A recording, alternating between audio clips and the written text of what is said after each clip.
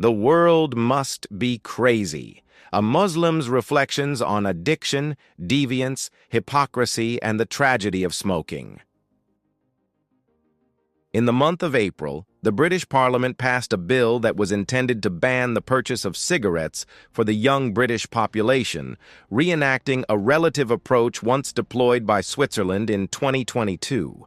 This move, tagged the Tobacco and Vapes Bill, though awaiting royal assent from King Charles III, appears significant, considering how smoking causes almost 100,000 deaths in the United Kingdom annually and tops the list of major factors responsible for disability, ill health, and preventable causes of death.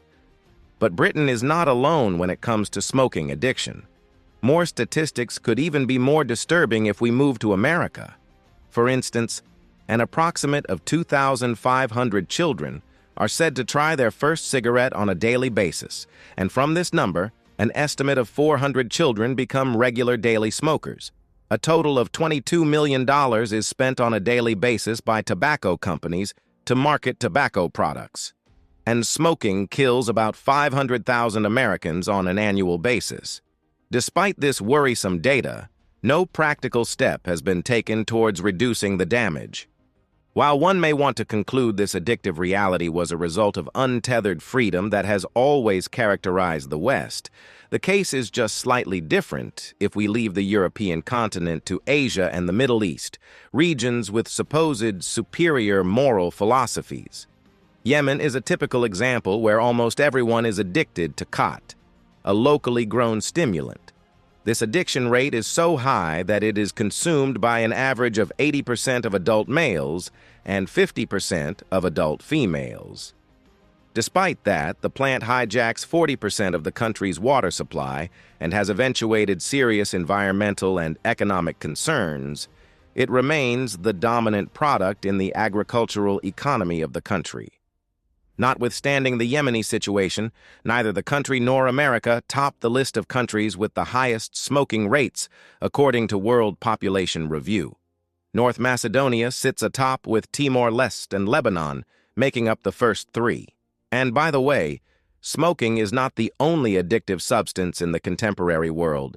Others like alcohol, caffeine, and other illicit drugs are just as deadly. As a matter of fact, while smoking and alcohol consumption are minimal in many Muslim regions compared to non-Muslim ones, probably due to clear Islamic prohibition on intoxicants, other addictions such as opioids, amphetamines, also Captagon, codeine, and tramadol are very common addictions. What could then be the reason why many governments across the globe do not really care about this menace? Or isn't it antithetical that a government like the U.S. does not care about a leading cause of death which has been studied to kill more Americans each year way more than a combination of HIV/AIDS, drug abuse, alcohol, vehicle crashes, and firearms? Even though it was hitherto contested if smoking could indeed cause lung cancer, empirical studies as early as the 1950s scientifically established its certainty.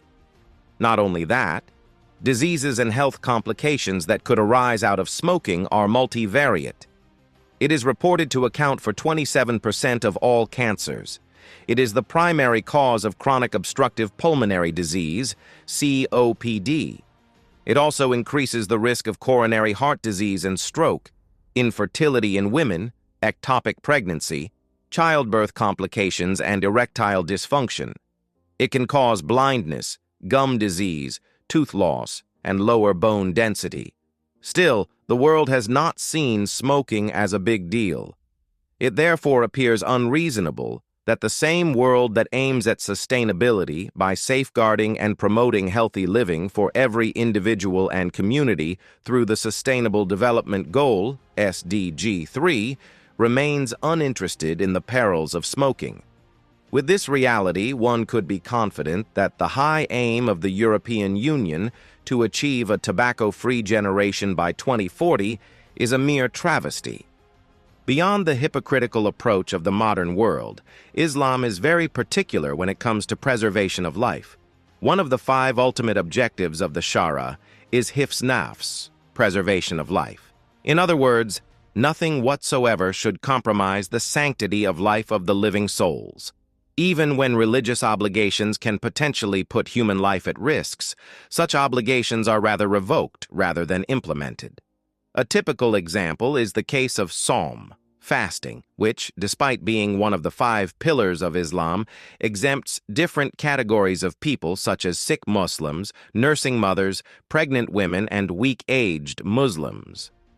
As such, if theological fundamentals could be compromised to prove that life is sacred, it should not require any special plea to regulate stimulant hobbies that are as catastrophic and detrimental as smoking.